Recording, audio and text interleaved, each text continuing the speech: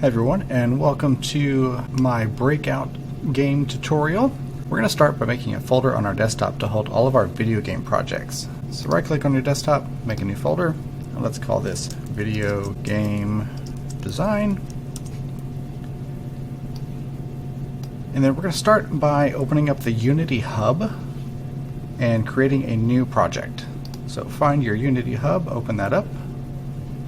If you're on a Mac, you can use the Spotlight search, which is that little magnifying glass in the top right hand corner. And you can just type in Unity Hub, it should pop up. So open that up, and we're going to click on New. This is going to be a 2D project. Let's just call this, give it a name. We'll call it Breakout. And then we're going to put the location as that folder that we just made. So click on those three dots, go to your desktop, and select Video Game Design. Select that folder, and you can click Create. This is going to pretend like it's closing, but it's going to open up the Unity editor. So this may take a little bit. Alright, so now that Unity is up, you probably want to rearrange a lot of these panels. The way I like to do it is to start with, come up here to the top right hand corner where it says Layout, click on that, and then choose the 2x3 option. That gives us our scene view here, which is the 3D space for our game. There's the game view, which is what you would actually see playing the game.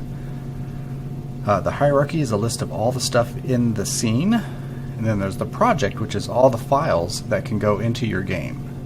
And then the inspector just gives us the properties of whatever we have selected. I like to take my project window and bring it down here under the hierarchy.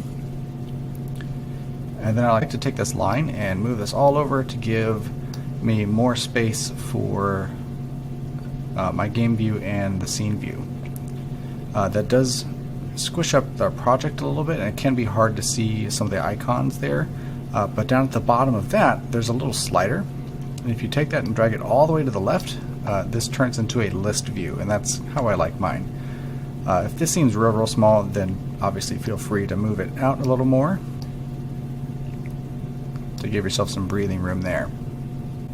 Alright, so now that Unity is all set up and ready to go, in the next video we will start creating some objects and making them move with scripts.